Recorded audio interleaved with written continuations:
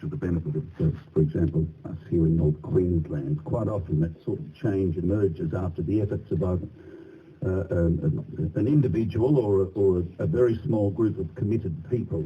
Seemingly how it happens when it does happen. And here's a wonderful example of that. Let me quote from the paper yesterday, the Cairns Post.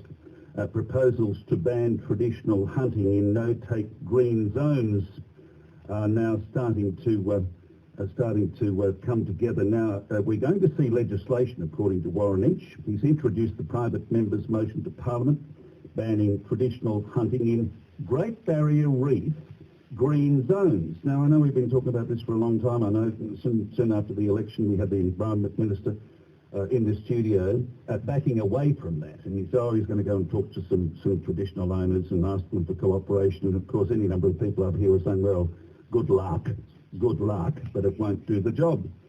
And I think a lot of people then gave up on the likelihood of legislation. Well, Warren Inch, to his credit, hasn't. Now, he said that poachers are slaughtering turtles and dugongs in no-take areas at Green Island, at Michaelmas Cay, also popular destinations for tourists. He said this: they'll take turtles out in front of visiting tourists, rip the turtles out onto the beach, rip their guts out and leave all the entrails on the side of the beach. They'll come back time after time. They'll swim around snorkelers on the reef and spear the fish. Through glass-bottom boats, the tourists have seen them take 80-year-old clams, cut out the clams and take them away.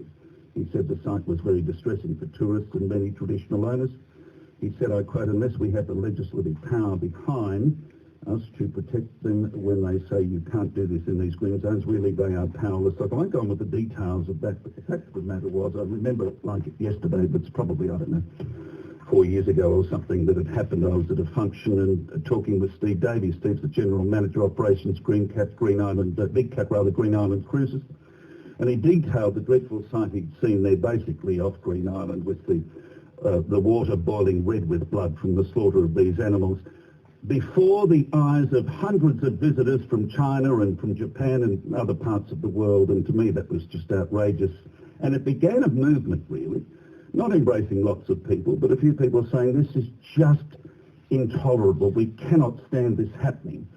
Before the visitors who pick up on messages internationally broadcast that it's a wonderful paradise. You'll see these animals in their natural state, in this glorious marine garden, etc., and they come out and see this horror.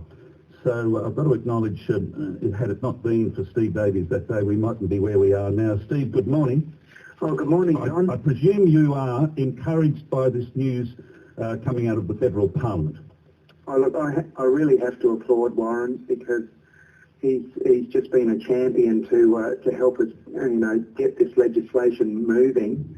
And I'm really amazed that there's no Green groups or the Labor Party. No one's interested in touching this issue at all. And Warren and Greg Hunt's been the only champions to even give it a go, which is amazing. Well, it's to do with political correctness. Of course, we're talking about Indigenous hunting rights, and there seems to be a feeling in Australia that we must never speak out if indeed we find people who might be impinging on the rights of people who are caring about, for example, the welfare of these animals in what are green zones that are visited by people from all over the world. So I'm hoping now that what Warren is prepared to do in standing up on this issue will be picked up by others who basically say this. It's a fundamental, if you like, delineation between what is appropriate behaviour and what is appalling behaviour.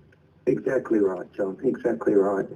And unfortunately, as you said, this has been happening for years, and I don't want to take away traditional rights and stuff. That's not what we're talking about, but Green Island is so vulnerable because it's so close to the coast, and I've been working out there for over 20 years, and really just in the, traditional hunting's been happening at the back of the island and other reefs for many, many years, and it's never really been an issue, but for some reason in the last few years, the poachers are coming, the hunters are coming right in amongst our small coral viewing area, the snorkelling area, and killing the turtles that are used to human interaction with snorkelers, and killing them right in front of people, and it's so distressing. People are very, very upset. Now, tell me, because I can't remember how long it is since we had that first conversation, but it is years. Has there been any easing in the frequency of these incursions at Green Island? Unfortunately, no, and that's why we're still here today talking about it. You know, there's a lot of work happening behind the scenes, and I've spoken to lots of elders and Indigenous people who just don't support it. You know, they're real conservationists, but there seems to be a small number of people who are happy to be very militant about this and demand it and jump up and down and come out and they're not discreet. You know, the boat that was out there Sunday was reported to see killing 8 turtles in front of hundreds and hundreds of people, and they even had some Canadian tourists go up and challenge them and say, "What on earth are you doing? This is disgraceful," and filmed it. And so I'm really hoping we get that footage pretty shortly. Well, admittedly, we've got to acknowledge, before this legislation gets through, there may be little you can do about it. Oh, well, that's right. And look, my argument also is it may be legal, it may be their right, but it's not sustainable. You know, when we've had 3 boats in this month alone come out and take high numbers of turtles that are, and why now are they taking the turtles in this, what are basically tame animals that are used to humans? Why are they coming into this area when there's enormous reefs only 1 or 2 miles away that have no tourists at all, and virtually, you know, they can do whatever they like out there with unnoticed. Why are they coming and doing it right in front of hundreds and hundreds of people is really quite amazing. Now, Steve, when you talk about what is happening at the federal level to bring this ghastly business to an end, do you find that you get, you know, broad support from people who are aware of what's going on, or are there some that believe it's perfectly appropriate for these people to apply what they believe to be their Indigenous hunting rights at Green Island?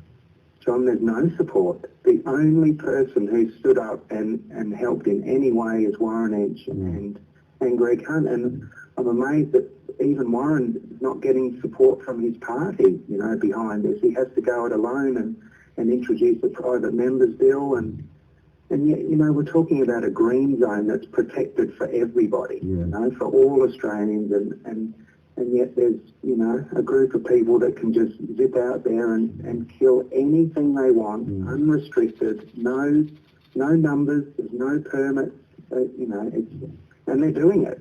They're rubbing it in our noses. So it's a pretty emotional issue, you know. We're not trying to deny traditional rights or anything. We're just trying to say, leave green zones alone, leave these poor animals that are there for the enjoyment of thousands of tourists. I mean, you know, we're employing between the companies there hundreds and hundreds of people. It's an enormous economic benefit, and the reef's under a lot of pressure, as we know, and yet, you know, there's a few people that can go out and potentially destroy all that we've got to offer. All right, Steve, I really appreciate your time on the program. Thank you. And I appreciate all your support, John. Thank you for helping. Steve Davies, he's the General Manager Operations Big Cat Green Island Cruises.